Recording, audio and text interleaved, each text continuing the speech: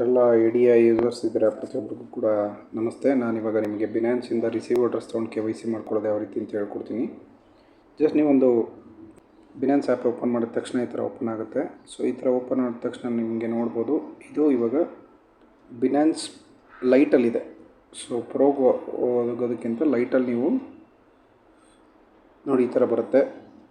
Market, ಅದಾದಮೇಲೆ square, trade, Discover, ಅದೇ ರೀತಿ ಪೋರ್ಟ್ಫೋಲಿಯೋ.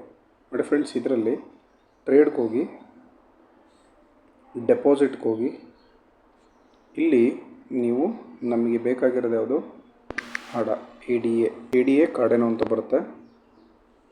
ಕ್ಲಿಕ್ ಮಾಡಿ. ಇಲ್ಲಿ ನಿಮಗೆ BNB ಸ್ಮಾರ್ಟ್ ಶೈನ್ BP20 ಬರುತ್ತೆ, ಕಾರ್ಡೆನೋ ಬರುತ್ತೆ. ನಮಗೆ ಬೇಕಾಗಿರೋದು ಕಾರ್ಡೆನೋ. ಸೊ ಇದನ್ನು ಕ್ಲಿಕ್ ಮಾಡಿದ್ರೆ ನಮ್ಗೆ ಅಡ್ರೆಸ್ ಬರುತ್ತೆ, ಕಾಂಟ್ಯಾಕ್ಟ್ ಕಸ್ಟಮರ್ ಸರ್ವಿಸ್ ಅಂತ ಬರುತ್ತೆ. ನಮ್ಮದು KYC ಆಗಿದ್ದರೆ, ಸೊ KYC ಆದರೆ ಮಾತ್ರ ನಮಗೆ ಬರೋದು. ನಾನು ಇದರಲ್ಲಿ KYC ಮಾಡಿಲ್ಲ, ಹಾಗಾಗಿ ಇಲ್ಲಿ QR ಕೋಡ್ ಬರುತ್ತೆ, ಕೆಳಗಡೆ ಕಾಪಿ ಅಡ್ರೆಸ್ ಬರುತ್ತೆ. ಅದನ್ನು ಕಾಪಿ ಮಾಡ್ಕೊಂಡು ನೀವು ಪೇಸ್ಟ್ ಮಾಡಿದ್ರೆ ಸಾಕು, ನಿಮಗೆ KYC ಕಂಪ್ಲೀಟ್ ಆಗುತ್ತೆ ಮಾಡಿ friends. Okay, so may be ನಿಮ್ಗೆ ಅರ್ಥ ಆಗಿದೆ ಅನ್ಕೋತೀನಿ. ಅರ್ಥ ಆಗಿದ್ದರೆ ಈ ಥರ ಮಾಡಿ. ಅದೇ ರೀತಿ ಮಾಡಿ ಫ್ರೆಂಡ್ಸ್, ನಿಮಗೇನಾದರೂ ಸೇಫ್ ಪಾಲಲ್ಲಿ ಮಾಡೋದಾದರೆ ಯಾವ ರೀತಿ ಅಂತ ನೀವು ಹೋಗಿ ನೋಡಿ, ಈ ಥರ ಸೇಫ್ ಪಾಲ್ ಬರುತ್ತೆ.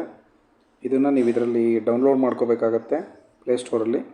ಸೊ ಇಲ್ಲಿ ನಿಮಗೆ ನೋಡಿ, ಇಲ್ಲಿ ಕಾರ್ಡೆನೋ ADA ಇದೆ. ಸಪೋಸ್ ನಿಮ್ಗೆ ಏನಾದರೂ ಇಲ್ಲ ಅಂತಂದರೆ, ಅಲ್ಲಿ ಬರಲಿಲ್ಲ ಅಂತಂದರೆ, ನೀವು ಇಲ್ಲಿ ಸರ್ಚ್, ಅದ್ರ ಮೇಲ್ಗಡೆ ಸರ್ಚ್ ಇದಿಲ್ಲ, ಅಲ್ಲೋಗಿ ಆಲ್ಗೋಗಿ ಕ್ಲಿಕ್ ಮಾಡಿದ್ರೆ ಇಲ್ಲಿ ADA ಅಂತ ಕೊಡ್ತಿದ್ದಂಗೆ ಈ ಥರ ಬರುತ್ತೆ. ಇದನ್ನು ಸೆಲೆಕ್ಟ್ ಮಾಡ್ಕೊಳ್ಳಿ.